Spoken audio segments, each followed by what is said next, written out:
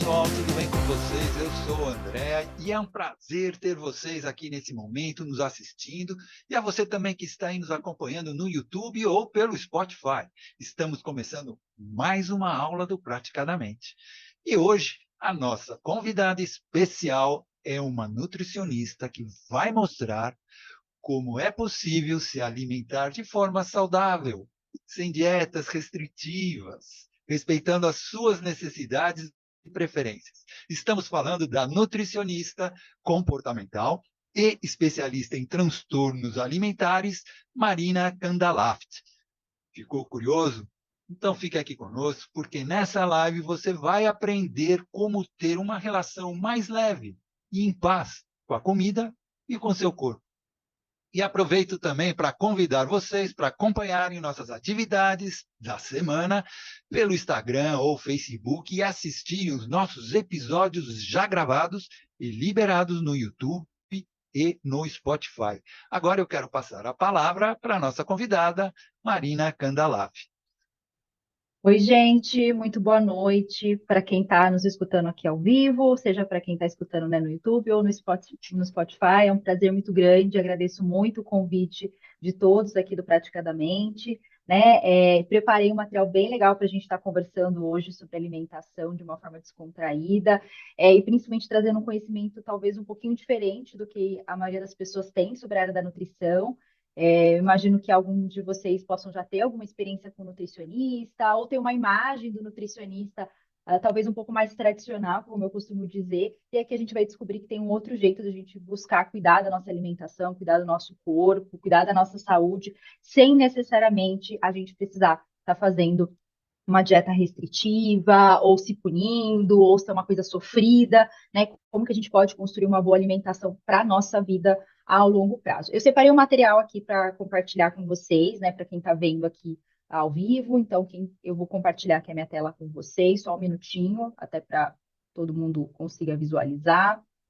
Acho que agora vocês devem estar vendo aí certinho. Né, gente, eu vou falar um pouquinho sobre esse tema, né, que não só sobre a nutrição comportamental, mas como vocês sabem, a alimentação como um todo, mas, né, trazer um pouquinho da experiência minha também prática e como que isso pode agregar também para a prática de vocês. Eu sei que tem muitas pessoas que estão nos assistindo aqui que atendem e que trabalham com a parte, né, de saúde mental, com o cuidado terapêutico de outras pessoas e eu sei o quanto que a alimentação ela pode permear tudo isso, né? Eu costumo dizer, eu que nem trabalho como nutricionista, mas muitas vezes os pacientes eles me trazem questões relacionadas à família, ao trabalho, à infância. Não é que necessariamente eu vou, tá? Aprofundando aquelas questões, mas que ter um mínimo de conhecimento ali para de repente orientar ou dar um direcionamento, ou falar, olha, procure esse profissional, acho interessante você procurar essa abordagem que é mais indicada para o seu caso, isso já ajuda muito, né, no atendimento daqueles que estão nos procurando. Mas antes de eu começar falando um pouquinho sobre esse assunto, queria me apresentar rapidamente aqui para vocês, contar um pouquinho sobre a minha trajetória, né? Meu nome é Marina Kandalati, sou nutricionista comportamental. Na verdade, né, gente, eu saí da faculdade de nutrição, eu costumo falar, muito perdida, acho que talvez como a maioria das pessoas aí para o mercado de trabalho. E logo que eu saí para o mercado de trabalho, eu fui para a parte clínica mesmo, atendendo em consultório e tudo mais, junto com uma colega ali, juntamos ali uma clínica, abrimos uma clínica, e, gente, me deparei ali com a realidade, como eu posso dizer assim, né, gente? Por que com a realidade? Porque quando a gente sai da faculdade, a gente sai ali, eu falo que, pelo menos da nutrição, a gente sai com aquela cabeça bem quadrada, né? Prescreve a dieta calculada bonitinha, tudo certinho, sabia tudo sobre nutrição, nutrientes e tal.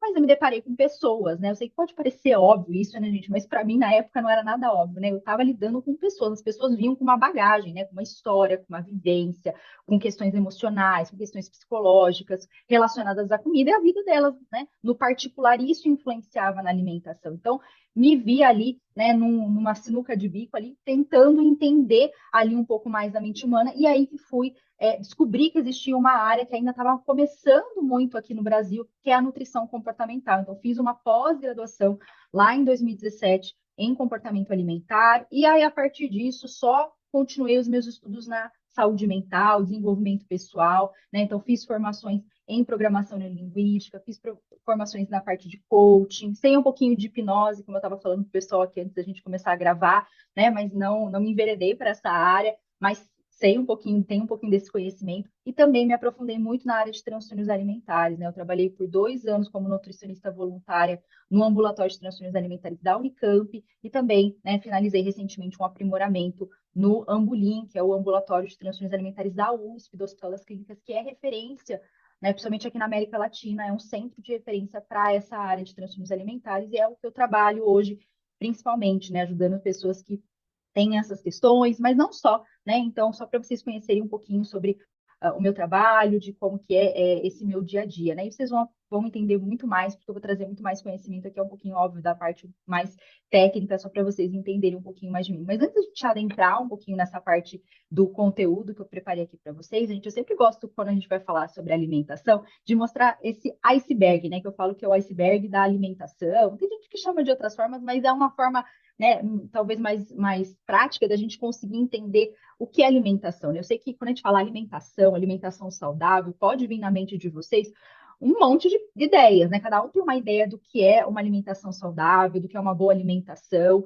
mas no geral a gente está muito centrado, né, na maior parte das pessoas, no que nessa pontinha do iceberg que eu falo, né? Que é o que eu estou comendo, o quanto eu estou comendo, né? E as pessoas que nos procuram também, né? Elas estão preocupadas com a quantidade, com a qualidade, o quanto que elas estão pesando, qual a porcentagem de gordura, a parte mais estética, ou também a saúde física no sentido mais de doenças, né? Se eu estou com algum problema de saúde ou não. E não que isso não seja importante, né, gente? Mas quando a gente vai falar sobre alimentação, sobre um olhar um pouco mais aprofundado, a gente vai entender que não é somente o que a pessoa está comendo e o quanto que ela está comendo que vai influenciar nos resultados dela, numa boa saúde. E aí, falando de saúde de uma forma ali bastante ampla, né? Levando em consideração saúde mental, saúde social. Então, eu gosto muito da gente parar para pensar, né, que todas as nossas escolhas alimentares, elas são permeadas por todos esses fatores aqui que eu vou citar aqui para vocês, que são, né, por que eu como o que eu como? Né? É uma pergunta que às vezes a gente esquece de se fazer. Por que eu estou comendo o que eu estou comendo? Muita gente está tão preocupado, né? Ai, a gente estava falando aqui no começo, ai, porque doce, porque chocolate é errado, ou de repente, putz, isso daí é um alimento que a gente já tem uma certa visão de que é um alimento que a gente não deveria comer. Mas por que você está comendo esse chocolate? Como que você come esse alimento? Isso vale para todos, tá, gente? Como que seus pensamentos, as suas crenças interferem nas suas escolhas alimentares, no seu relacionamento com a comida, tá? E esses pensamentos, essas crenças que foram construídos ao longo da sua vida a partir das experiências que você teve, os aprendizados, com quem que você foi criado, de repente os traumas que você vivenciou. E, gente, quando eu falo trauma, não necessariamente precisa ser só relacionado à parte da alimentação, né? Eu que trabalho com transtornos alimentares, a gente sabe que, por exemplo, uma pessoa que sofreu um abuso, aquilo ali pode ter interferência no padrão alimentar dela, né? Nas escolhas alimentares dela e no desenvolvimento de alguns tipos de transtornos alimentares. Além disso, as nossas emoções. Hoje em dia, né, a gente vive numa sociedade, né, que a gente vê o quanto as pessoas estão cada vez mais ansiosas, o nível de depressão tem aumentado bastante. Então, olha o impacto que o nosso estado emocional tem nas nossas escolhas. Eu não sei vocês, né, gente, mas né, chega um final de dia, às vezes já começa hoje quarta-feira, uma quinta, sexta, já tá tudo cansado, esbudegado, que eu falo, aí começa a vir, né, eu mereço, o dia foi muito cansativo. Então, as nossas escolhas, elas são permeadas pelo nosso estado emocional, a gente tendo consciência disso ou não, né? E os nossos pacientes, os clientes que nos procuram, muitas vezes eles têm ou não percepção disso, eles estão tão preocupados com o peso, né? De novo na ponta do iceberg, porque né, eu tô acima do peso, eu tô satisfeita com o meu corpo, eu tô comendo muito, mas peraí, por que você tá comendo muito? Né, o que está te levando a ter esse comportamento alimentar, né? Será que o ambiente que você vive, um outro aspecto, né, que você está vivendo, as pessoas com quem você convive, ou que você conviveu, a sua história de vida, como é que isso reflete no teu padrão alimentar, na forma que você aprendeu a se relacionar com a comida. De repente, você aprendeu na infância que você tinha que comer tudo que tinha no prato, né? Que senão você não ia poder sair para brincar, ou se você ia receber uma punição, né? Como é que foi isso? Como é que você aprendeu a ouvir os seus sinais de fome e saciedade? Você foi encorajado a ouvir esses sinais, ou você tinha que comer o quanto sua mãe e seu pai mandavam, porque senão ia ter briga? Então, são coisas que a gente às vezes não para para pensar, a gente normalmente não para para pensar, mas que tem muitas vezes uma influência no nosso comportamento alimentar até os dias de hoje, né? Sem contar a genética, né, gente? Os aspectos sociais, socioeconômicos, a gente passou aí, né, 2020, aí 2021, pandemia, o impacto que isso teve e ainda tem, né, na nossa forma de nos relacionar com a comida, né? Então, enfim, eu acho que aqui é só para a gente ter uma noção um pouquinho maior de quando a gente fala sobre alimentação, o tanto de coisas que vai influenciar nas nossas escolhas, no nosso relacionamento com comida e os nossos resultados a partir disso, que a gente vai falar muito sobre isso aqui hoje, tá? Então, acho que só para ficar bastante claro aqui para todo mundo que está escutando, que comer, gente, ele não é um ato simplesmente biológico, a gente não come somente para se nutrir. Comer é um ato que a gente chama de biopsicossociocultural. O que é essa palavrona super técnica, Marina? Significa que a gente, como eu falei, a gente não come somente para sobreviver ou para se nutrir, a gente também come por fatores sociais, a gente também come por fatores psicológicos, a gente come para celebrar, para resgatar uma memória, por tradições, por questões culturais, por prazer, por emoção, né? Eu não sei vocês, né, gente, mas às vezes a gente está comendo, de novo, vou dar o exemplo do doce, né? Mas aquele doce, é um bolo de cenoura, é um pudim. Isso pode remeter para cada pessoa um significado. De repente, aquele bolo remete, nossa, minha avó, um momento ali da minha infância. Então, é complicado a gente falar, não come bolo de chocolate. Ou a gente estava falando de chocolate amargo, chocolate tradicional, né? Ai, come chocolate amargo. Mas espera aí, né? Qual que é a minha experiência com esse alimento? De repente, é uma pessoa que foi obrigada a comer um chocolate amargo, tem uma experiência ruim. Então, tudo isso a gente precisa levar em consideração na hora de a gente pensar numa boa alimentação, num bom relacionamento com a comida, né? Então, assim, o que eu tô querendo trazer aqui para vocês, gente, que, pelo menos ao meu ver, eu acho impossível a gente pensar, né, num cuidado com a nossa alimentação, que seja integrado, né, e de uma forma sustentável, sem a gente considerar essas influências. Quando a gente só quer focar na alimentação, focado no nutriente, comer, eu tenho que comer porque isso aqui é importante para a minha saúde, para a parte nutricional. Ok, é importante, mas se a gente só foca nessa parte, a gente vai esquecer de todas essas outras. E como é que a gente equilibra isso no dia a dia? Porque não é uma coisa que a gente apaga, né?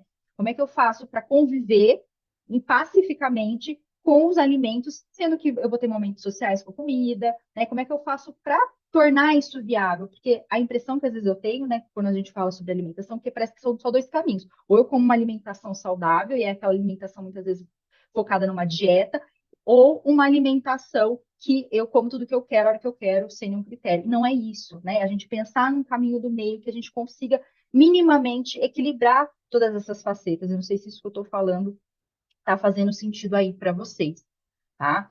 Mas, de qualquer forma, eu também quis trazer aqui para ficar cada vez mais claro para vocês o que que é essa imagem aqui que eu estou trazendo aqui, né, gente? Eu não sei se vocês já viram esse gráfico, mas a gente chama de mapa da obesidade, mas na verdade ele não é só um mapa da obesidade, né? Aqui no centro da gente está escrito assim, balanço energético. É um gráfico em inglês, tá? Mas está escrito aqui no meio balanço energético. O que que significa isso? Significa, gente, para quem é leigo, para quem é realmente aqui, como isso aplica na prática, significa que aquilo que vai influenciar no gasto energético de todos nós, a gente são e todos esses fatores aqui, eles mapearam, fizeram uma pesquisa, né? E eles mapearam todos os fatores que influenciam no gasto e no ganho energético.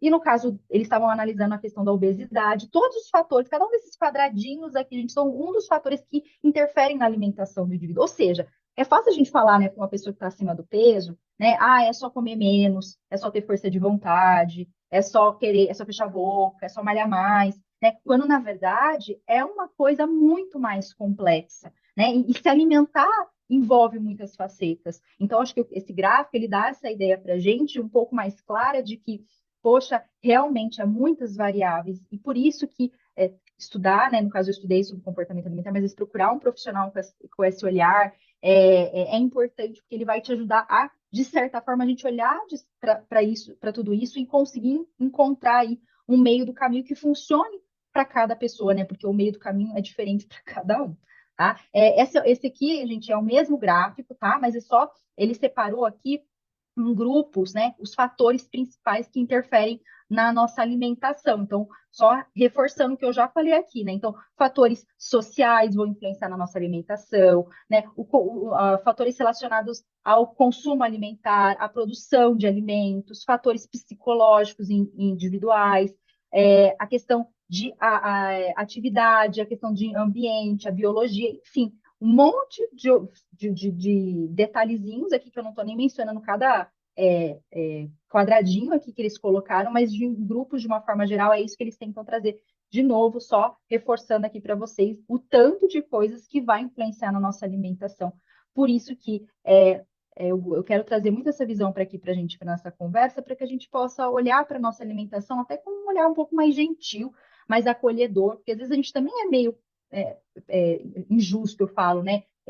Crítico com a gente mesmo nesse sentido. Ah, eu não faço nada direito, eu não como certo, eu já sei o que eu tenho que fazer, por que que eu não faço?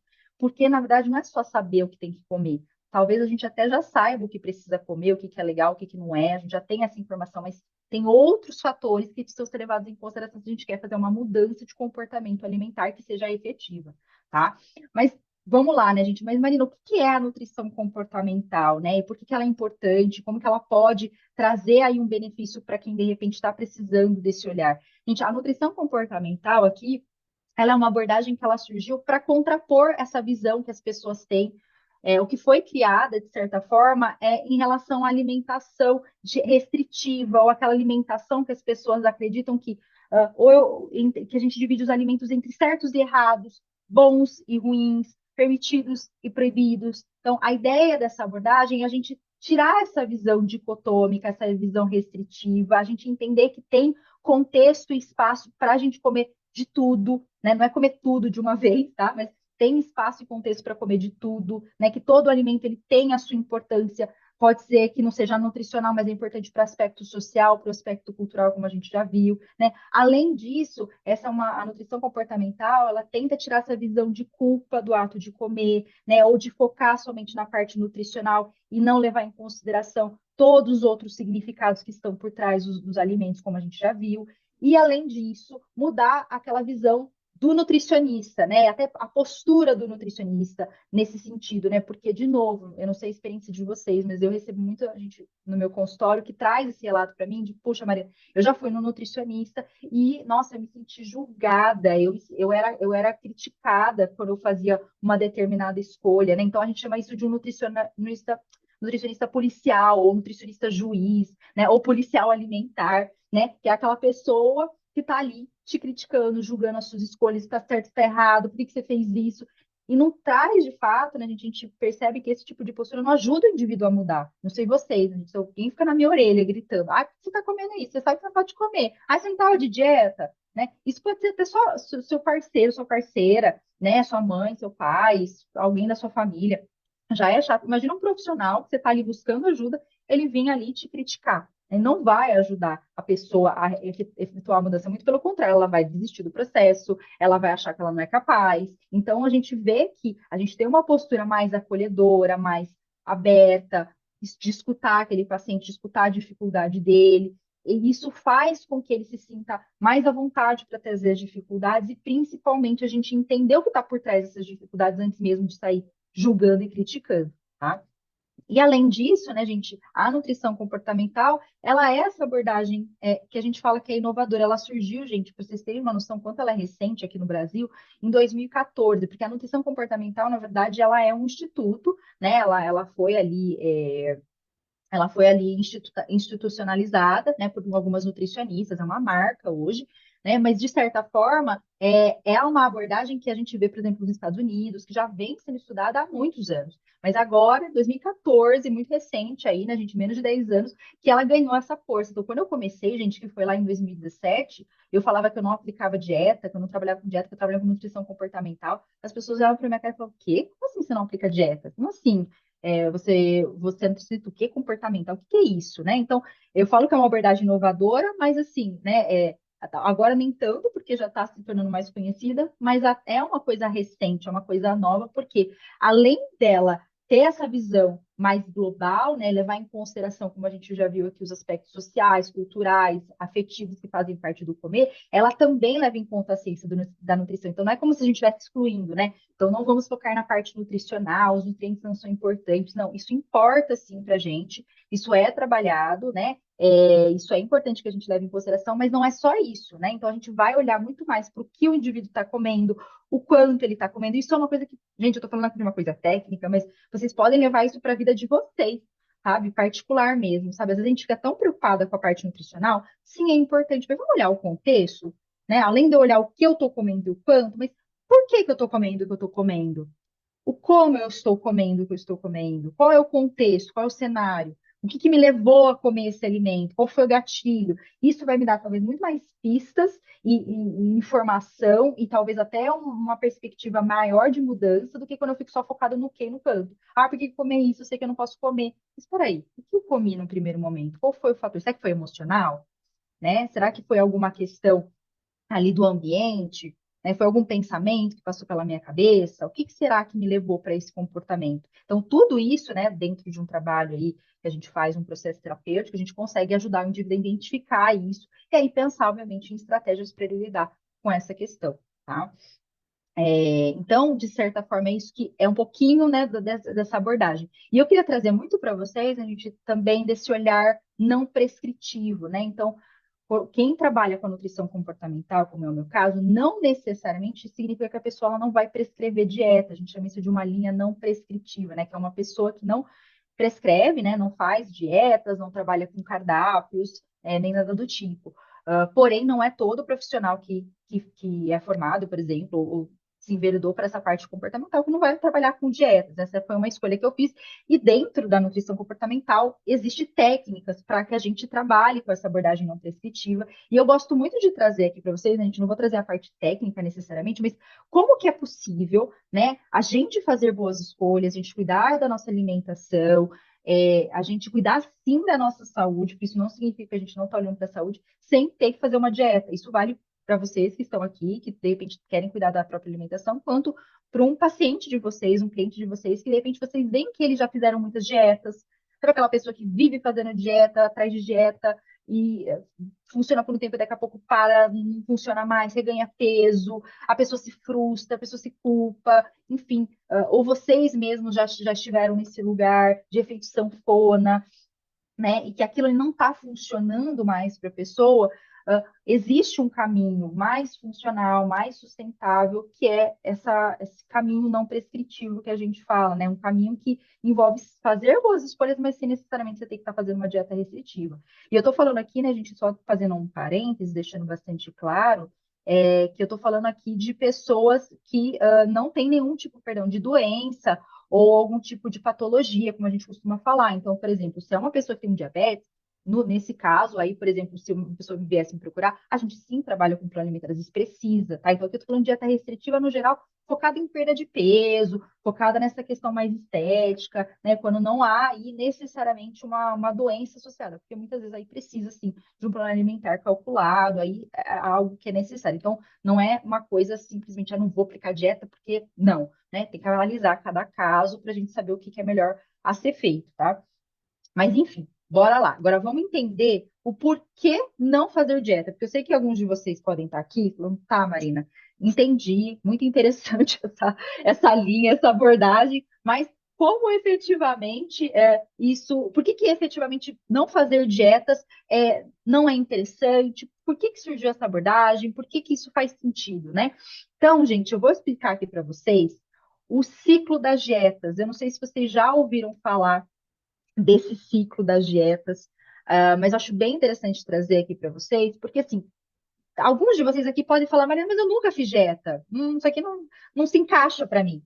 Vai por mim, mesmo que você nunca tenha feito uma dieta na sua vida, né? A gente vive numa sociedade que valoriza o corpo magro. A gente vive numa sociedade que fala-se de dieta constantemente, de isso pode, isso não pode, essa visão dicotômica, como eu estou falando para vocês. Então, muitas vezes a gente não está fazendo uma dieta, mas a gente fala que a gente tem uma mentalidade de dieta, a gente tem uma cabeça de uma pessoa que faz dieta porque a gente convive nessa sociedade, né, nesse meio em que a gente fala muito sobre isso. Vou explicar aqui para vocês o ciclo para fazer um pouco mais de sentido do que eu estou falando aqui para vocês, tá? Então, como é que começa o ciclo das dietas? E aí vocês vão entender por que não fazer dietas. Normalmente ele começa aqui, né, gente? A pessoa está lá insatisfeita com o próprio corpo, sei lá, quer mudar alguma coisa. No geral, né? Tô achando que eu tô acima do peso, quero reduzir minha porcentagem de gordura, enfim, tem alguma coisa no meu corpo que eu quero mudar. Aí, qual que é uma das alternativas mais comuns que a gente tem hoje? Dieta, né? Então, vou fazer uma dieta ali. Começa a se fazer uma dieta ali restritiva. No começo, né? Empolgação, motivação, que legal, dieta, ok. Só que vai passando um tempo, quem fez dieta já sabe, né? e você começa a sentir vontade e desejo pelos alimentos proibidos, né? Então, toda dieta, no geral, ela tem, né? Ah, isso aqui você não pode comer, esse grupo alimentar você tem que restringir, no geral, carboidrato, né? Principalmente, né? Então, carboidrato não pode, arroz não pode, pão não pode, doce não pode, tudo não pode, né? E aí, justamente esses alimentos que você não está podendo comer, é o que o seu corpo, gente, ele sente mais vontade. Isso tanto por uma questão fisiológica, porque a gente fala que o nosso corpo não é bobo, ele não é, ele, eu falei, não é besta, ele percebe que a gente está fazendo restrição, ele está vendo que está chegando menos comida. Isso causa um estresse fisiológico para o nosso corpo.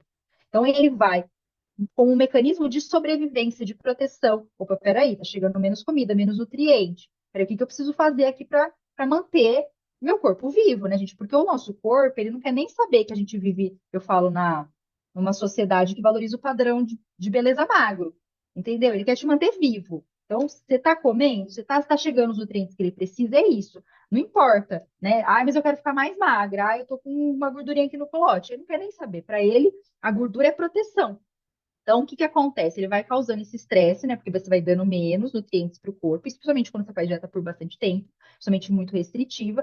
E aí ele começa a fazer o quê? Aumentar a vontade, aumentar a fome. Quem nunca, né? Começa a fazer dieta, começa a parece que sente mais fome.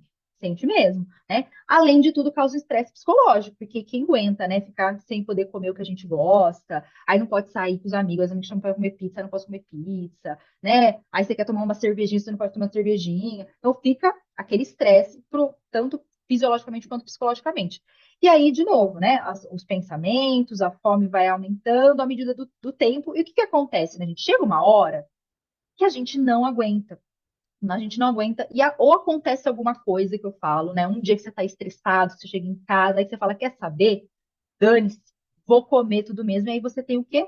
Um episódio de exagero ou compulsão alimentar, que a gente fala, né? Então, não é raro uma pessoa que fez uma dieta, ela chega no momento em que ela tem aquele episódio de exagerar, não estava comendo doce, ela vai lá e come a caixa de bombom inteira, né? Ela estava lá fazendo dieta, aí chega no final de semana, que é quando ela pode comer um determinado grupo de alimentos, ela vai lá e come tudo que ela vê pela frente, né? E aí vem os pensamentos, né? A gente surge dois caminhos que eu falo aqui. Esse aqui, que pode a pessoa, às vezes, cair num ciclo aí que ela fica, ela desiste ali do processo, né? Ela teve o episódio de compulsão, aí ela fala, "Ai, quer saber, isso aqui não tá dando certo, essa dieta não tá funcionando para mim, quer saber, dane-se, vou comer aqui o que eu quero, e ela começa a ganhar peso. Isso faz com que ela se sinta culpada, triste, frustrada, e ela volta a se sentir insatisfeita com o corpo e ela começa uma dieta de novo.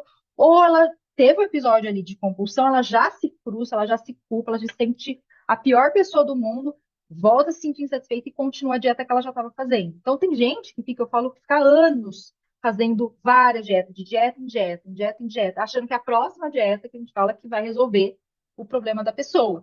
Quando a pessoa não percebe que, na verdade, o que está causando justamente esses desequilíbrios, esse ganho de peso, essa culpa, esse 880 que a gente fala, uma hora está comendo nada, uma hora está comendo tudo, é justamente o quê? A dieta.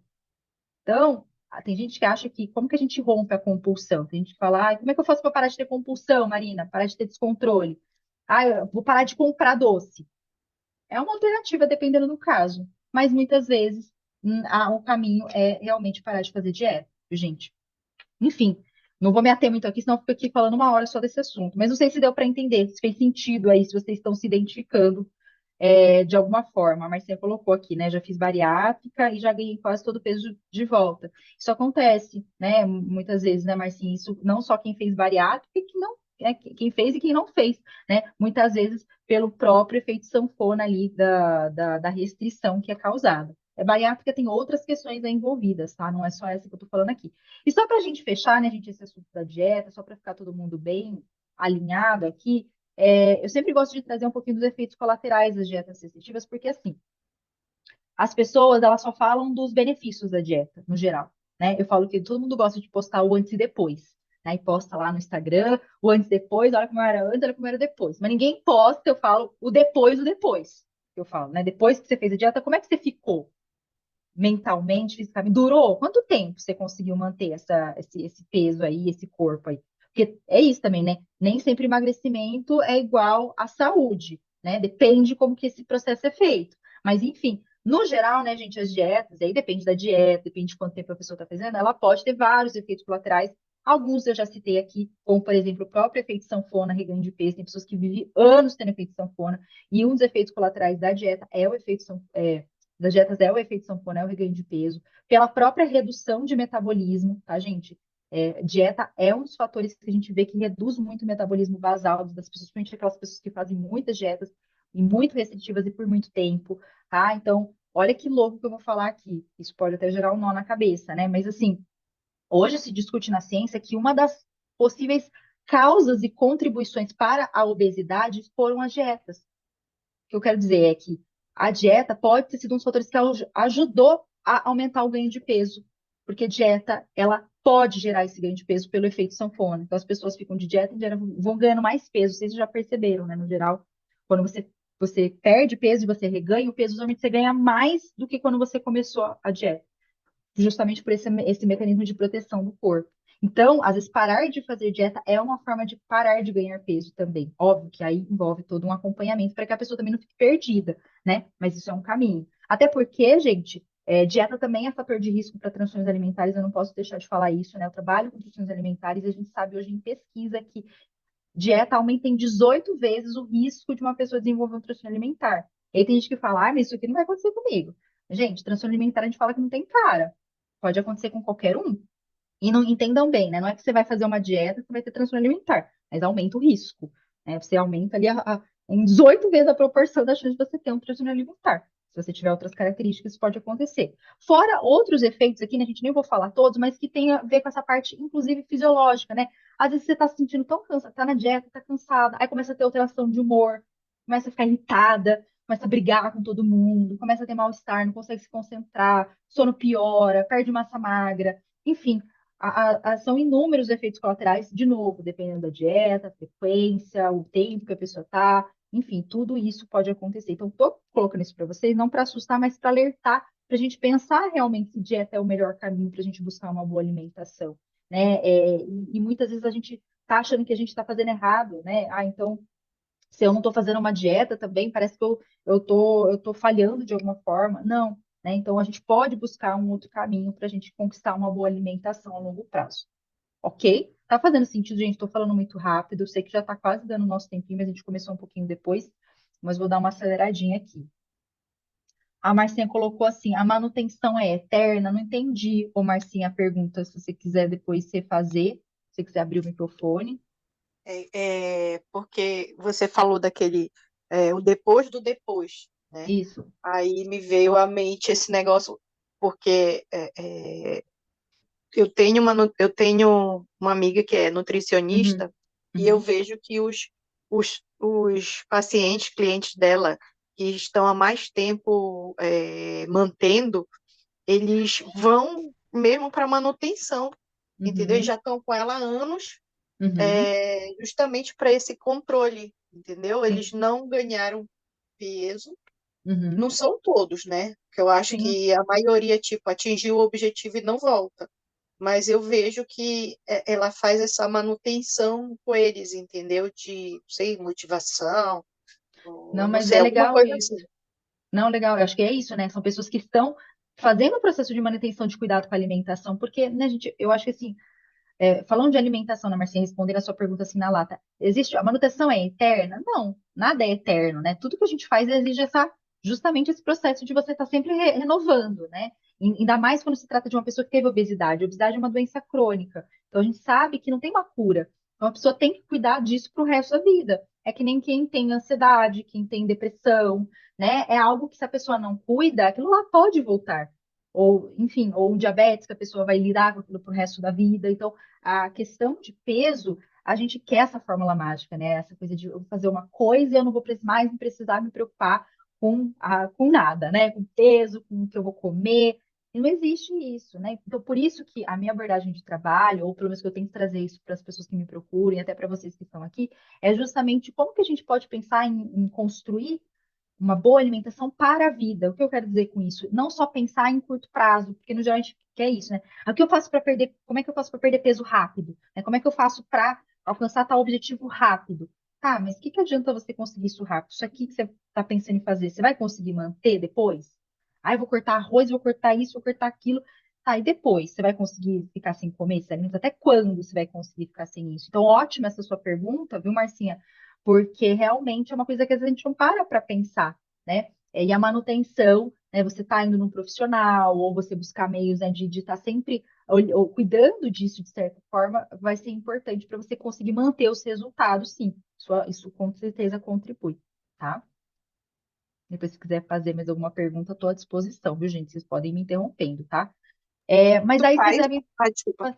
Não, pode falar, Má, pode falar, depois eu continuo. Tá, eu fiquei pensando também agora se tu faz assim, ou tu recomenda alguma parceria, no caso que você perceba que tem muito de emocional, Uhum. com terapeutas, com psicólogos, alguma coisa assim. Com certeza, eu falo que Porque meu no trabalho. normal só, eles falam mais da atividade física, né? Sim, Pegar sol, beber sim, água, sim, e exercício. dormir cedo, né? Isso, que são coisas básicas que ajudam com certeza, né? Eu acho que isso é essencial. Mas eu acho que o trabalho em parceria com o psicólogo, eu falo que para mim é a base, assim.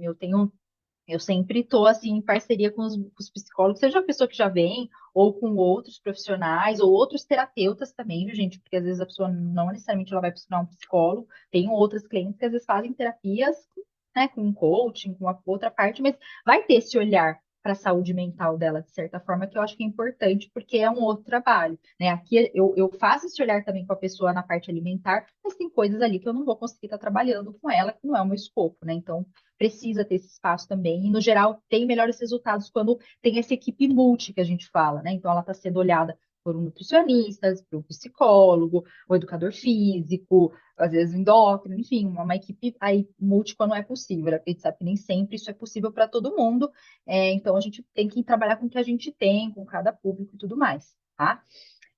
Mas só continuando aqui, viu, gente? Assim, talvez vocês possam estar se perguntando, tá, Mar, mas ok, entendi que dieta não funciona, entendi que dieta, de repente, não é o melhor caminho para todo mundo, mas se não dieta, então o quê, né? O que que a gente vai fazer? Porque eu escuto muito isso. Marina, se você não vai passar uma dieta, como é que eu vou saber o que eu tenho que comer, né? Como é que eu vou saber se eu estou fazendo uma boa alimentação, se eu estou indo pelo caminho certo? Como é que funciona isso na prática, tá? Eu vou mostrar aqui para vocês rapidamente como é que funciona e principalmente para deixar muito claro, de novo, que eu já falei aqui e repeti várias vezes, que a gente não necessariamente precisa estar fazendo uma dieta para estar cuidando da nossa alimentação, né? Eu acho que essa ideia de que a gente colocou que a gente só está cuidando da alimentação quando a gente está ali seguindo uma prescrição é uma visão um pouco equivocada, por assim dizer, né? Às vezes até por conta, de novo, desse meio que a gente vive, mas que a gente pode buscar um meio mais funcional, mais sustentável aí para cuidar da nossa alimentação, tá? Então, como que eu uso, como é que a gente faz isso na prática, tá, gente?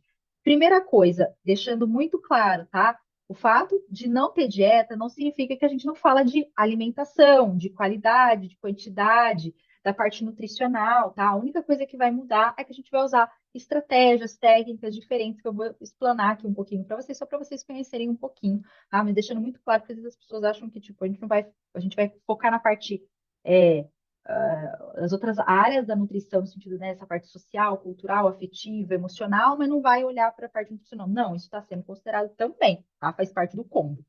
Primeira coisa que a gente elabora muito, isso aqui pode ser talvez uma estratégia que vocês mesmos que estão me escutando, que são profissionais, podem estar aplicando com os clientes de vocês. Eu trabalho muito com a elaboração de metas, né?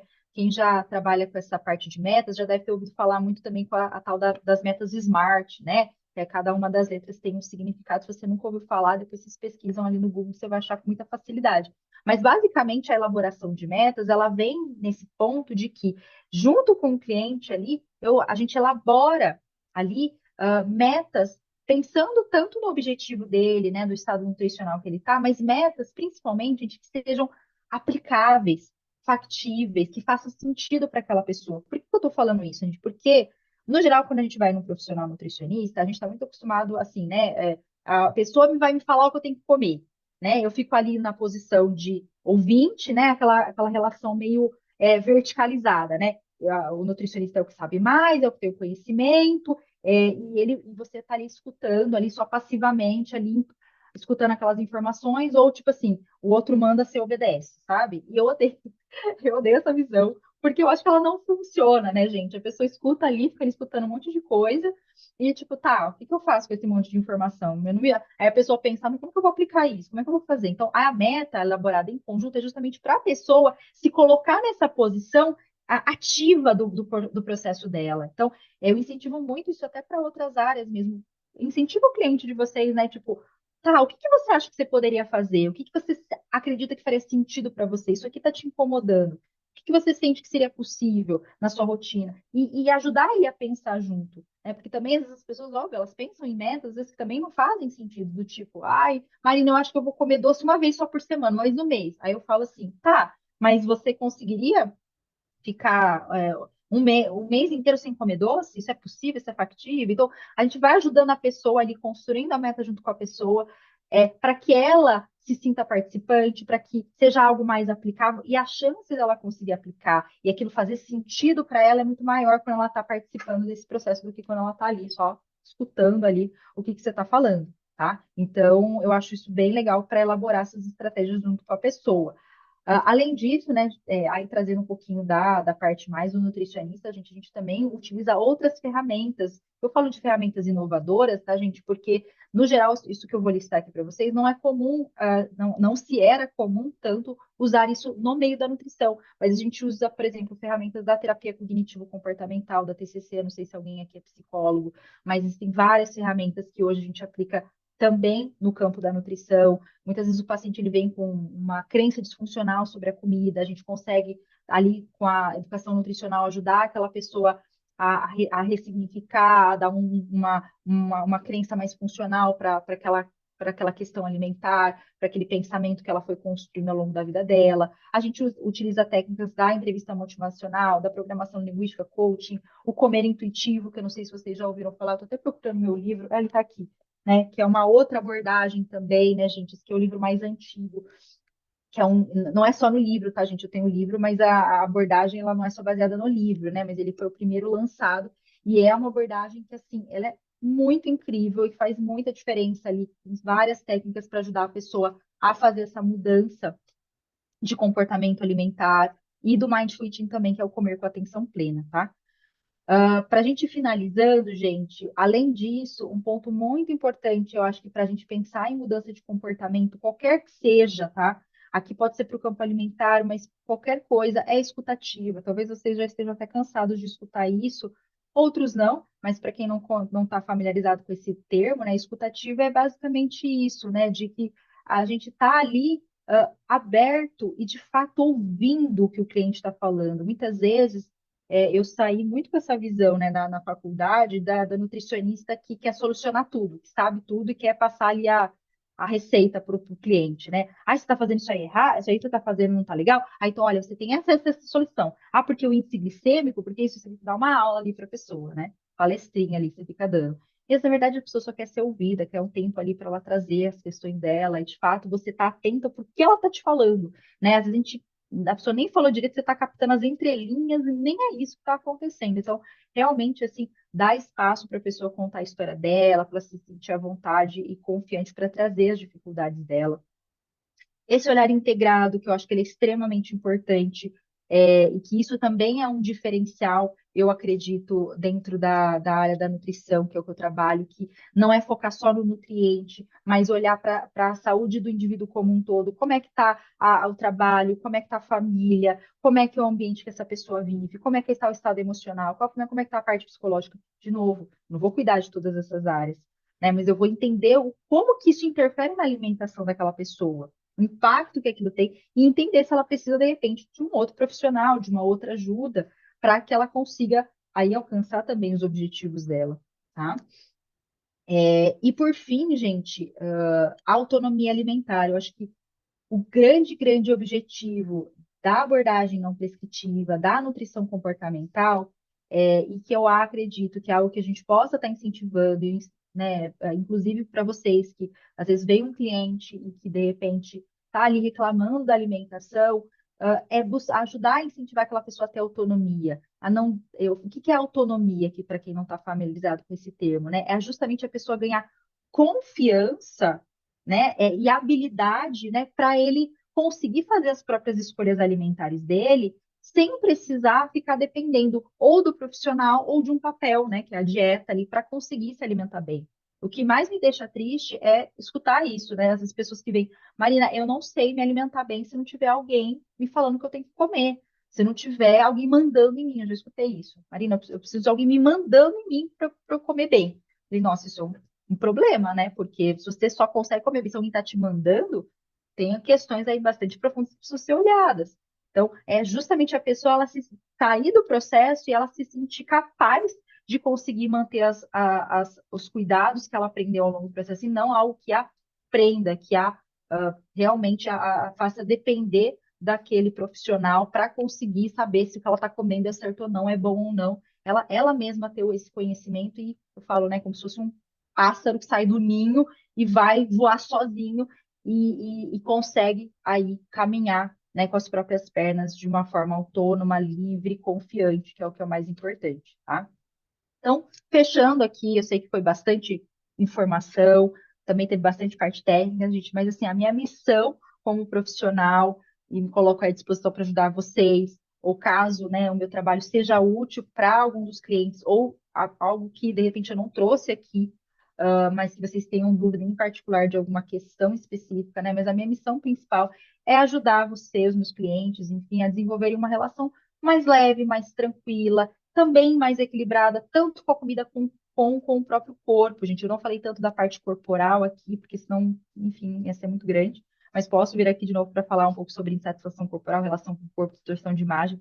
Mas a gente também tem questões importantes com o nosso corpo, que dentro do processo de nutrição, a gente também consegue ajudar o indivíduo a buscar essa satisfação corporal, que não seja apenas com a perda de peso, né? Ganhar essa autoconfiança, essa autoestima, de uma outra forma e sem precisar ir fazer dietas restritivas, né, para conquistar essa liberdade, essa autonomia, como eu já falei aqui para vocês. Era isso que eu tinha preparado, passei até um pouquinho do tempo aqui nosso, né, gente? Ah, deixa eu até deixar aqui os meus contatos antes de eu interromper o compartilhamento. Quem quiser, de repente, também me mandar uma mensagem, né? Tem o meu Instagram, quem quiser me seguir também. Também estou Você, aberta aqui para perguntas, viu, gente? você se você quiser, você pode falar os seus contatos e Ah, a gente verdade. fica gravado aqui. Isso, ó, gente. O meu Instagram é @nutri.marinacandalaft. É Candalaft, tá? Aí também tem o meu e-mail, é mcandalaft, o meu sobrenome.nutri@yahoo.com.br. E tem também aqui o meu WhatsApp, 19991854195, tá? Deixa aí os meus contatos, mas também se você sempre procurar no Instagram, vocês vão conseguir todos os outros contatos também, né? É uma via ali só que vocês conseguem conversar comigo. Mas obrigada, viu, gente? Queria ver Não, se vocês têm alguma perfeito. pergunta. Tem no chat a Marcinha perguntou aqui, Marina, Ah, você tem um protocolo onde inclui as ferramentas terapêuticas que você mencionou? sim, eu tenho um protocolo, mas não necessariamente ele precisa ser usado de forma sequencial. Viu, Marcinho? Eu sei que, por exemplo, coaching, você tem, sei lá, sessão um, sessão 2, você tem uma recomendação do que você vai trabalhar em cada sessão. Eu sigo muito o que o paciente está me trazendo, muito parecido com a psicoterapia, né? Para quem é psicólogo, a gente vai pela demanda do cliente. Então, eu tenho ali algumas técnicas, algumas ferramentas, eu falo, essa aqui eu acho que é legal trazer para essa sessão, essa aqui é uma ferramenta legal para trabalhar agora, né?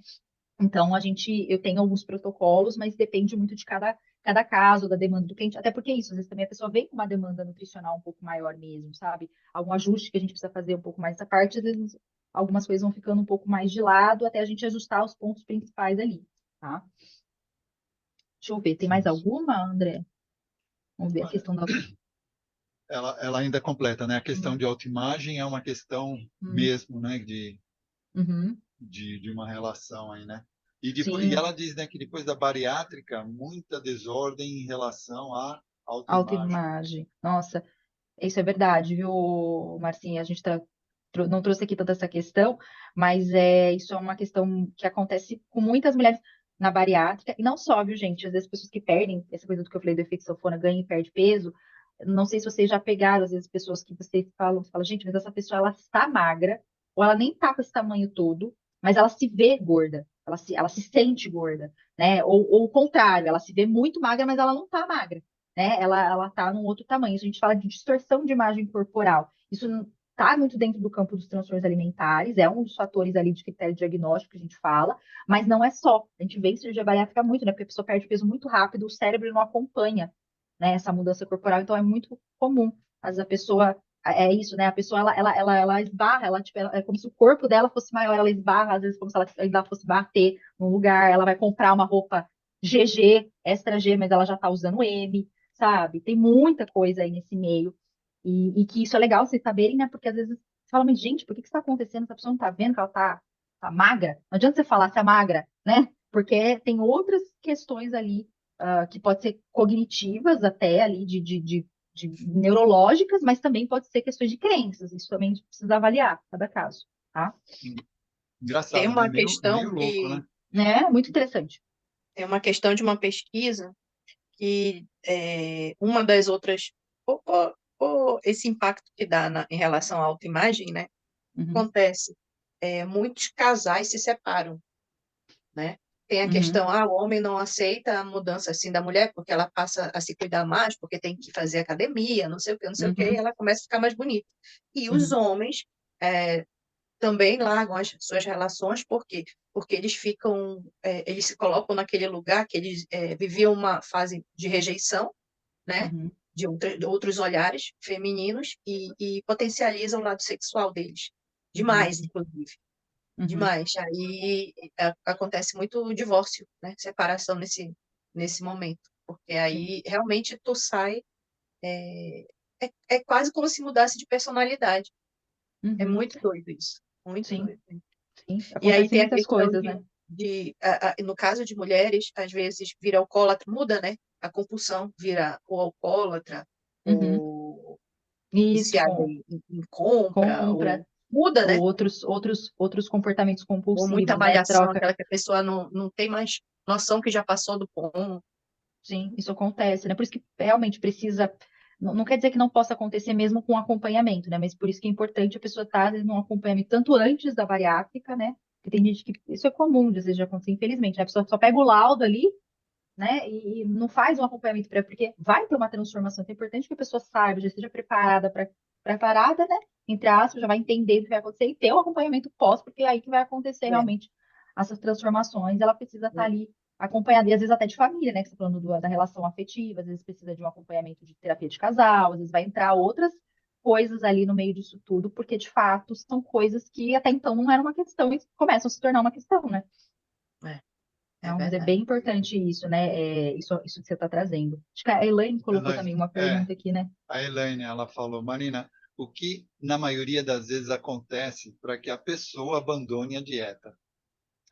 Olha, Elaine, depende óbvio, de cada um, né? Ou os motivos de cada um. Eu acho que assim, no geral, o que eu percebo, né? Que a gente vê aí nos estudos também, é a questão da inviabilidade da dieta, né? As pessoas abandonam a dieta, tem falando de dieta restritiva, falando nesse termo, é justamente porque ela não se vê fazendo aquilo a longo prazo, por gerar todo aquele estresse, tanto fisiológico, como eu falei, quanto psicológico, né? A pessoa chega no momento que ela fala, gente, eu não aguento mais ficar seguindo isso aqui, eu não me vejo fazendo isso. Então, ela abandona justamente pela inviabilidade, pela não ser sustentável, né? Tem algumas autoras, assim, dessa parte mais comportamental, que fala isso, né? Dieta foi feita para dar errado, né? É, Ela é um produto que ela é vendido para dar errado, por isso que tem várias.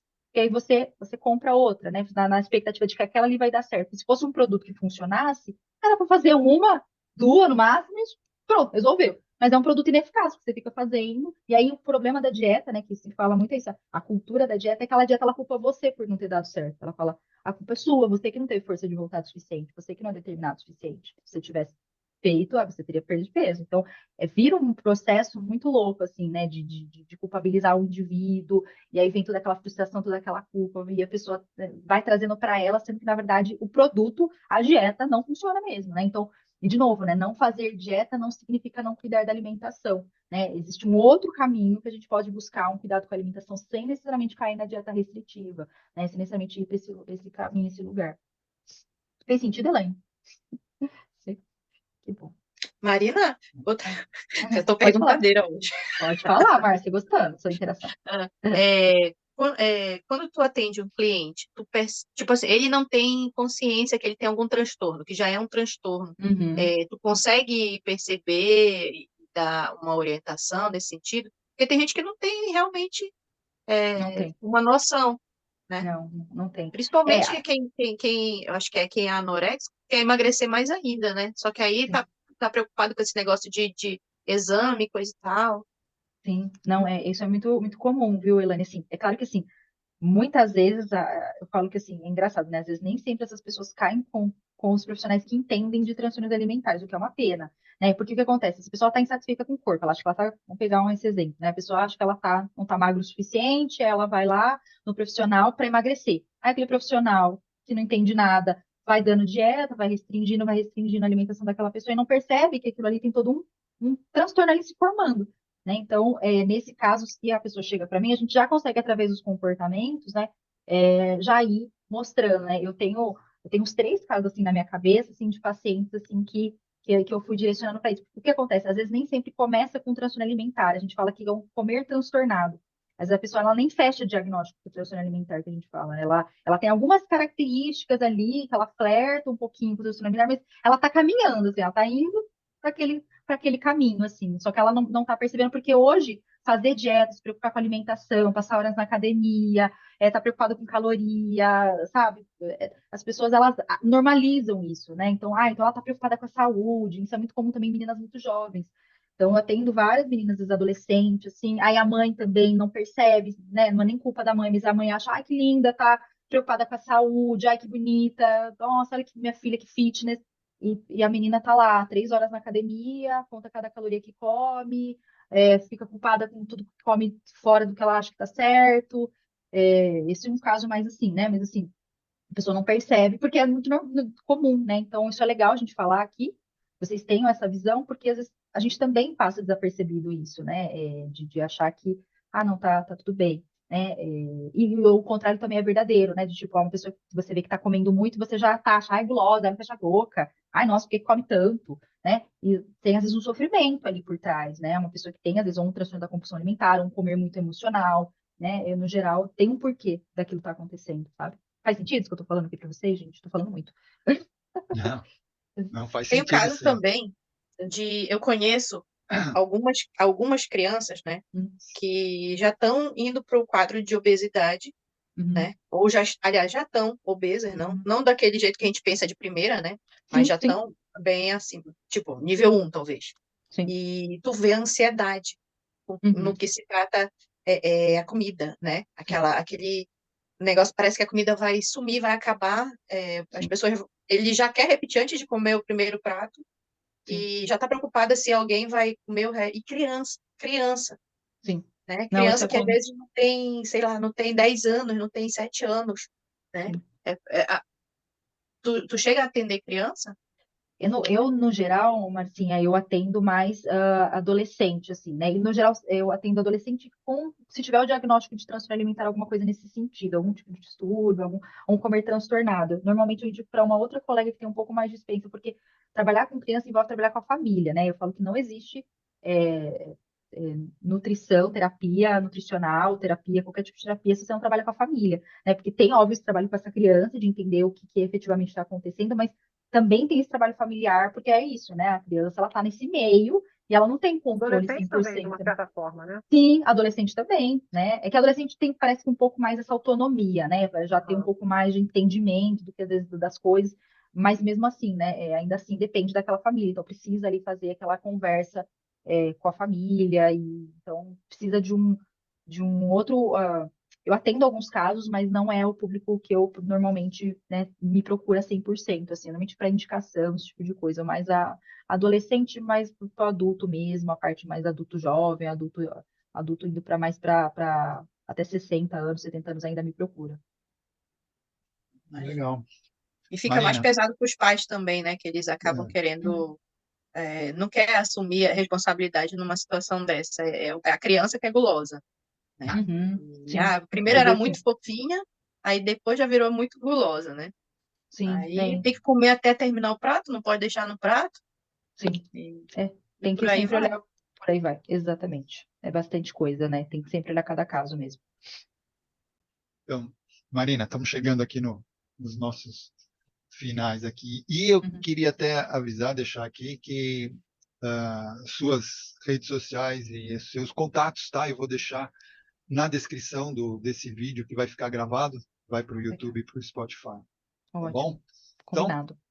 eu vou aqui, pessoal, estamos então encerrando aqui mais uma aula sensacional que tivemos. Obrigada, Le- gente. E lembrando a todos que entrem e sigam o Instagram do Praticadamente, que assim vocês irão receber os comunicados de todas as nossas próximas aulas que vamos ter por aí, tá? Em nome do Praticadamente, agradecemos imensamente a Marina Candalaft e a todos que estão aqui presentes ao vivo. E para continuarmos evoluindo juntos, eu convido a todos a interagirem conosco, deixando seus comentários, sugestões e feedbacks. E isso é muito importante para que a gente possa melhorar sempre e trazer o melhor conteúdo para vocês. Não se esqueçam de curtir, compartilhar e se inscrever em nossas redes sociais e assim juntos podemos fazer a diferença e transformar a vida das pessoas. Então vamos nos despedindo e a gente se encontra na nossa próxima aula do Praticadamente. Até lá, pessoal!